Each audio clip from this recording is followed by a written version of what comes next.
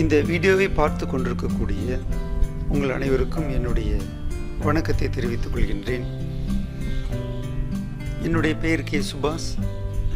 நான் ஃபோரெக்ஸில் ஒரு full time ட்ரேடராகவும் fund மேனேஜராகவும் ட்ரெயினராகவும் இருக்கிறேன்.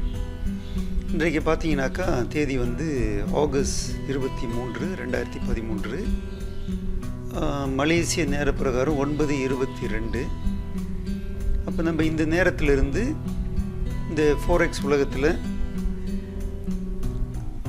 எந்தெந்த கரன்சி ட்ரேட் பண்ணலாம் அப்படின்றத பார்க்க போகிறோம். முதலாவதாக நம்ம பார்க்குறது great Britain pound USD. Great Britain pound USD பார்த்தீங்கன்னா இப்போ நம்மளுடைய இந்த அனலைஸ் எல்லாமே பொதுவாகவே ஃபோரெக்ஸில் பார்த்தீங்கன்னா 2 வகையான அனலைசிஸ் இருக்குது. ஒன்று ஃபண்டமெண்டல் அனலைஸ், இன்னொன்று டெக்னிக்கல் அனலைஸ் அல்லது அனலைஸ்னு சொல்லுவாங்க. இப்போ நம்ம இங்கே இந்த ப்ரைஸ் மூவ் பண்ணுறதை வச்சு பார்க்கக்கூடிய அனலிசிஸ் டெக்னிக்கல் அனலிசிஸ்ன்னு சொல்கிறது. அப்போ இந்த கரன்சி எல்லாமே பொதுவாக அந்த நியூஸை பொறுத்து தான் மேலே ஏறுறதும் இறங்குவதாக இருக்குது. நியூஸ் ட்ரேடிங்கை பொறுத்த வரைக்கும் நம்ம ஷார்ட் டேர்முக்கு தான் ட்ரேட் பண்ணணும். ஆனால் இந்த டெக்னிக்கல் அனலிசிஸ்ன்னு வரும் பொழுது, அதாவது நியூஸ் ட்ரேடிங்கை ஃபண்டமெண்டல் அனலிசிஸ்ன்னு சொல்லுவாங்க. அது ஷார்ட் டேர்முக்கு தான் நம்ம பார்க்கணும். அதாவது ஒரு 1 டேயில் ஒரு 40 பிப்போ 50 பிப்போ நம்ம அதில் நம்ம உடனே மார்க்கெட்டில் உடனே எடுக்கிற மாதிரி பார்க்கணும். ஆனால் இந்த டெக்னிக்கல் அனலிசிஸ் அப்படின்னு வரும் பொழுது நம்ம கொஞ்சம் லாங் டேர்முக்கு பார்க்குறோம். லாங் டேர்ம்னு வரும் பொழுது என்னுடைய மெத்தடில் 137 மெத்தடில் ஒரு 4 டெசிமல் பாயிண்டாக இருந்தாக்கா 100 பிப்ஸும், 5 டெசிமல் பாயிண்டாக இருந்தாக்கா 1000 பிப்ஸும் வைக்கணும். இப்போ இந்த இடத்துல பார்த்தீங்கன்னா இப்போ இந்த கரன்சியை பொறுத்த வரைக்கும் எங்கேருந்து கீழே எந்த இடத்துலேருந்து ஏற ஆரம்பிச்சுன்னா கிட்டத்தட்ட இந்த இடத்துலேருந்து மேலே ஏறி இருக்குது, அடுத்து கீழே இறங்கியிருக்கு, மேலே ஏறிட்டு கீழே ஷார்ப்பாக இறங்கிட்டு இப்போ இந்த இடத்துலேருந்து ஏறும் பொழுது பொதுவாக இந்த இடம் வரைக்கும் தான் அது ஏறக்கூடிய ஒரு வாய்ப்பு இருக்கும். அதிலிருந்து அது கீழே ரிவர்ஸ் வர்றதுக்கு வாய்ப்பு நிறையா இருக்கும். அடுத்தபடியாக பார்த்தீங்கன்னா இந்த இடத்த இது எப்போ பிரேக் பண்ணிட்டு மேலே போயிடுச்சோ அடுத்த உயரமான பகுதி என்று பார்க்கும் பொழுது பக்கத்தில் இந்த இடம்.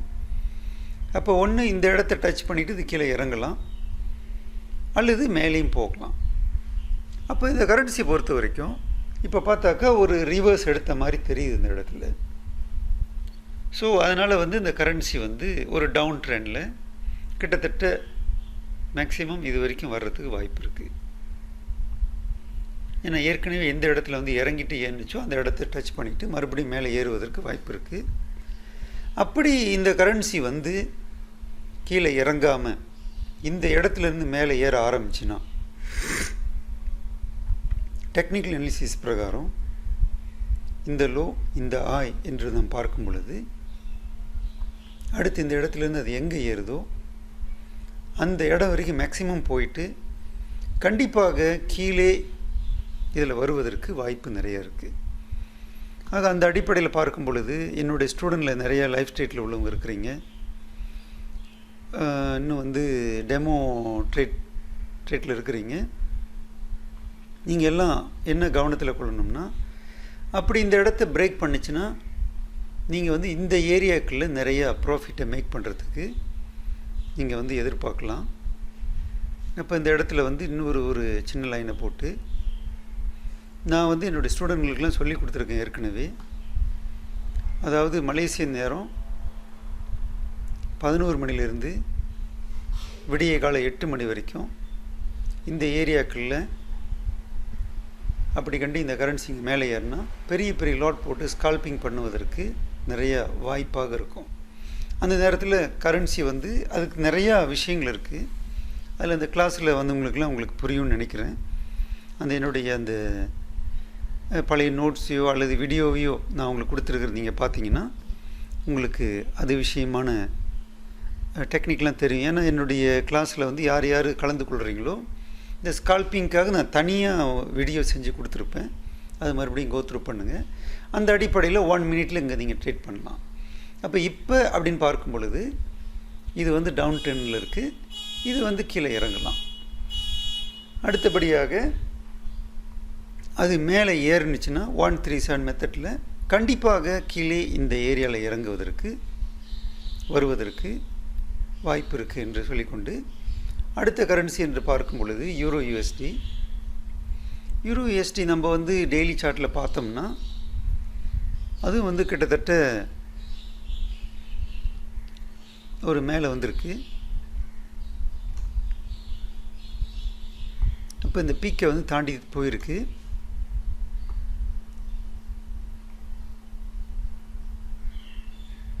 Euro USD, great Britain pound யூஎஸ்டியில் கிட்டத்தட்ட ஒரே மாதிரி போகக்கூடிய ஒரு கரன்சி தான்.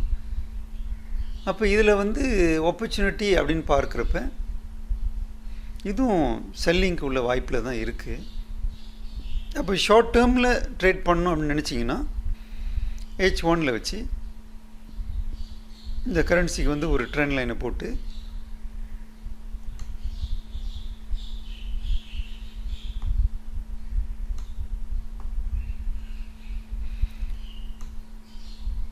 ட்ரெண்ட் லைனும் வந்து ஒரு எவரேஜ் ட்ரெண்ட் லைன் வந்து உங்களுக்கு நீங்கள் வந்து போடுறதுக்கு உங்களுக்கு தெரியணும்.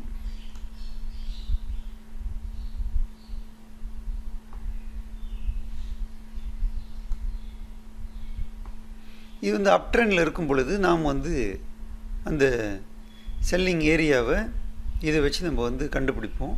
இப்படி மேலே ஏறினாக்க இங்கே டச் பண்ணிட்டு கீழே வர்ற மாதிரி. இப்போ டவுன் ட்ரெண்டு அப்படின்னு வரும் பொழுது நம்ம செல்லிங் ஆப்பர்ச்சுனிட்டியை வந்து எப்படி தேடும் அப்படின்னு கேட்டால், இந்த இடத்துல வந்து ஒரு நல்ல வலுவான ஒரு ட்ரெண்ட் வந்து அமையணும். இப்போதைக்கு பார்க்குறப்போ ஒரு ட்ரெண்ட் வந்துச்சு. அதுக்கப்புறம் வந்து என்ன நடந்திருக்குன்னா ஒரு பேலன்சிங் நடக்குது. அப்போ கிட்டத்தட்ட அடுத்து நீங்கள் வந்து எதிர்பார்க்குறது வந்து ரிட்ரேஸ்மெண்ட் நடந்தோன்னே நீங்கள் வந்து இதில் செல் பண்ணுறது பெட்டர். அது என்ன ரிட்ரேஸ்மெண்ட் நடந்தோன்னே இப்போ பார்த்தீங்கன்னா இது வந்து இந்த மாதிரி ஒரு மெதுவான ஒரு ட்ரெண்டில் கீழே இறங்கிட்டுருக்கு.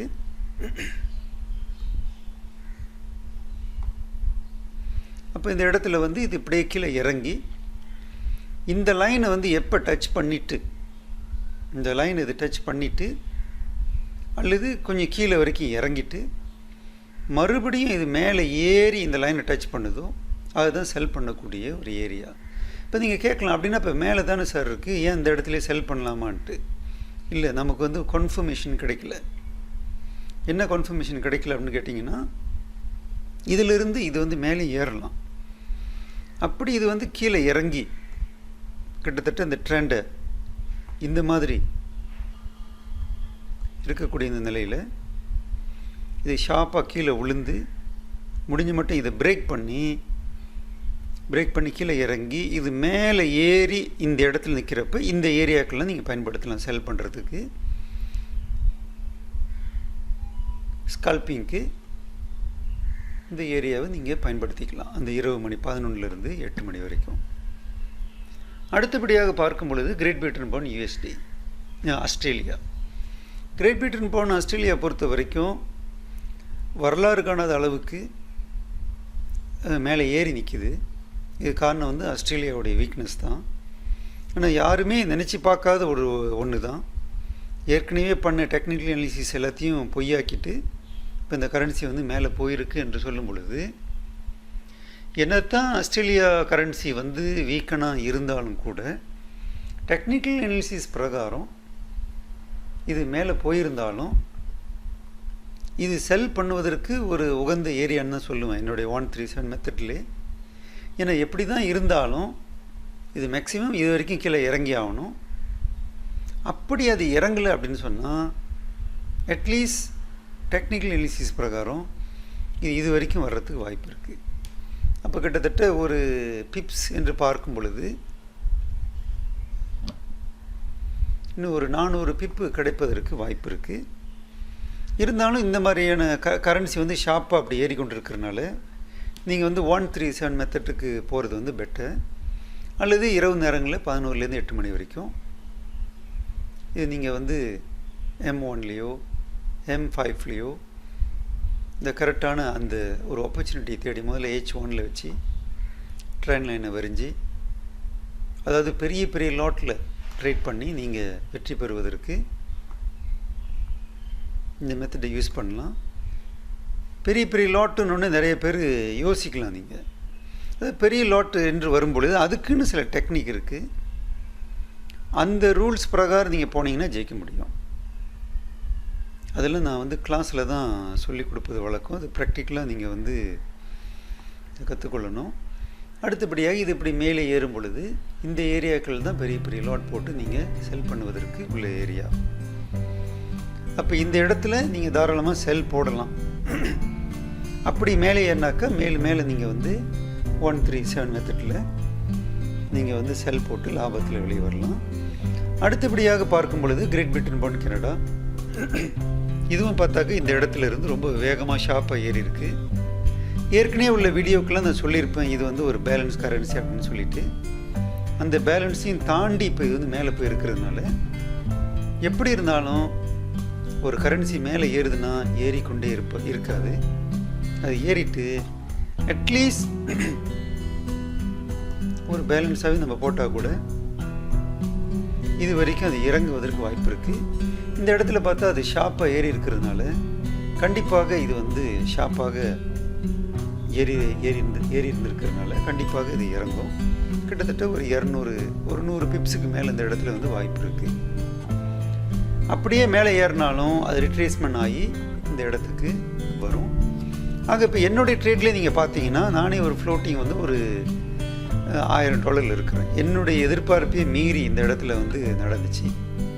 ஏன்னா என்னை பொறுத்த வரைக்கும் லாங் டேர்முக்கு கிரேட் பிரிட்டன் பவுண்ட் USD கீழே இறங்கக்கூடிய ஒரு சூழ்நிலை இருந்துச்சு.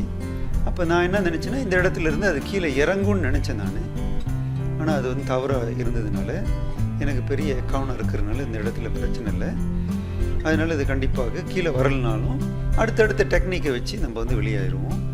ஆக என்னை பொறுத்த வரைக்கும் ட்ரேடிங்கை பொறுத்த வரைக்கும் கண்டிப்பாக யார் வேணாலும் அதை முறையாக கற்றுக்கொண்டீங்கன்னா ஜெயிக்கலாம். பொதுவாக என்னுடைய அக்கௌண்ட்ஸ் 3 நான் காட்டுவது வழக்கம். இப்போ இந்த இடத்துலலாம் பார்த்தீங்கன்னா இதுதான் என்னுடைய ட்ரேடிங் அக்கௌண்ட்டு, லைஃப் அக்கௌண்ட்டு.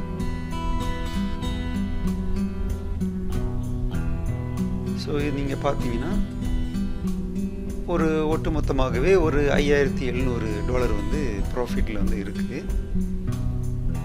ஆக இதே மாதிரி ஒரு நிதானமாக யாரெல்லாம் ட்ரேட் பண்ணுறீங்களோ தொடர்ச்சியான முறையில் நீங்கள் லாபத்தை இந்த ஃபோரெக்ஸ் துறையில் நீங்கள் பெறலாம் அப்படின்னு சொல்லிக்கொண்டு இத்தோடு நான்